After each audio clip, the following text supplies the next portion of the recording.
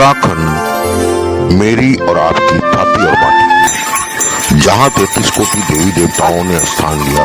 देवों के देव महादेव की तपस्थली देवभूमि उत्तराखंड। मेरी थाती अमाटी में आप सभी का स्वागत है। उत्तराखंड मेरी थाती अमाटी पहाड़ और पहाड़ियों की गतिविधि को आपके समक्ष रखता रहता है कि उत्तराखंड आज कहाँ है और क्या चल रहा है उत्तराखंड और उत्तराखंडियों में। आज बात कर रहा हूँ क्योंकि दिल्ली में सबसे ज्यादा अगर माइग्रेट हुए हैं या सबसे ज्यादा पलायन हुआ है तो वो उत्तराखंड से दिल्ली की तरफ गए हैं और ये स्वाभाविक है।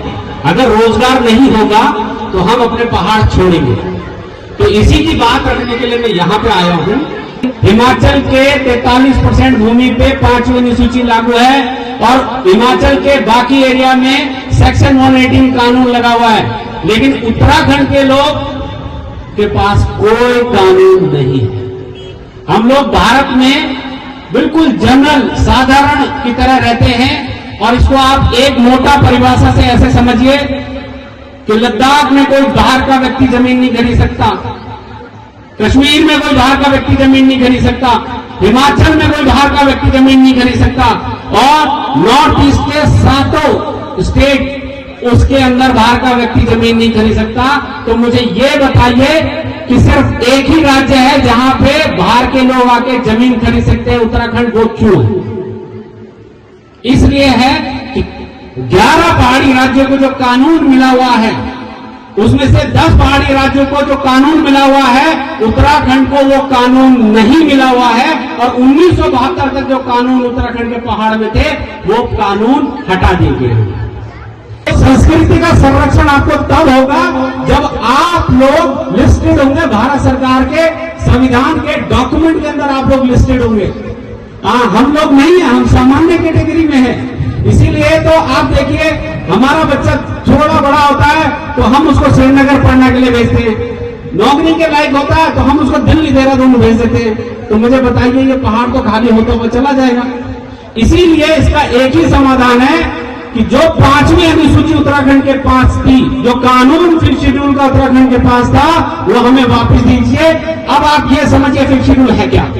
वो ये है कि इस नदी पहाड़ जंगल के अंदर जितने भी रोजगार हैं वो इस नदी से रेत निकालने का या इस नदी से पत्थर निकालने का या इस पहाड़ से सूखे पेड़ काटने का, ये सिर्फ और सिर्फ स्थानीय लोगों को मिलेंगे, मूल निवासियों को मिलेंगे, बाहर के लोगों को नहीं मिलेंगे। ये है प्रावधान। दूसरा, अगर ये पूरा क्षेत्र 5th शेड्यूल के अंदर आता है, पूरा उत्तराखंड और गढ़वाल यानी गढ़वाल और कुमाऊं, प्लेन नहीं गढ़वाल और कुमाऊं, तो 50% का प्योर आरक्षण हम पहाड़ियों को मिलेगा और बाकी प्लेन में जितनी जनसंख्या होगी उसके आधार पर उनको मिलेगा। तो 50% का आरक्षण, 7.5% का आरक्षण सेंटर में आ जाएंगे। तो अब आप मुझे बताइए इतनी सारी नौकरियां अगर होंगी तो हमारा उत्तराखंडी लोग बाहर क्यों जाएगा? श्रीनगर में भी मैं कल आ रहा था, देखा 50 ट्रक वहां से रेत निकाल रहे हैं, वहां से रोडियां निकाल रहे हैं और वो बाहर की कंपनियों को दे रखा है। और बहुत सी जगह ऐसे है कि वो पता नहीं देशी लोग है कि रोजगार करना चाहन और जो उत्तराखंडी जो एक बटी दिल्ली जानो जो एक विकट समझ ये कानून है। जो बच्चे हैं हमारे, ये बेटियां है हमारी, एसटी एक्ट उसी कानून के हाथ में मिलता है। पेसा एक्ट यानी कि ग्राम पंचायतों को 4 मुखी फंड उसी कानून से मिलता है।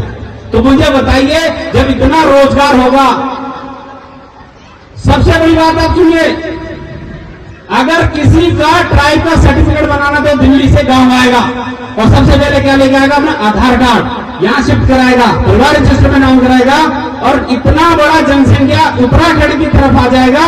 इस मेले में देख लीजिए आने वाले टाइम पे अगर आप 2000 1,500 है यहाँ पे तो 5-5 10,000 लोग यहाँ बैठे होंगे, सिर्फ किसकी वजह से?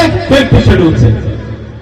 तो बताइए सर, ये कानून हमें चाहिए कि नहीं चाहिए? मुझे बताइए, जोर से बोल दीजिए कि 5th शेड्यूल हमें चाहिए। आपको 5th शेड्यूल, जोर से बोल दीजिए कि 5th शेड्यूल हमें चाहिए। आपको 5th शेड्यूल चाहिए जी?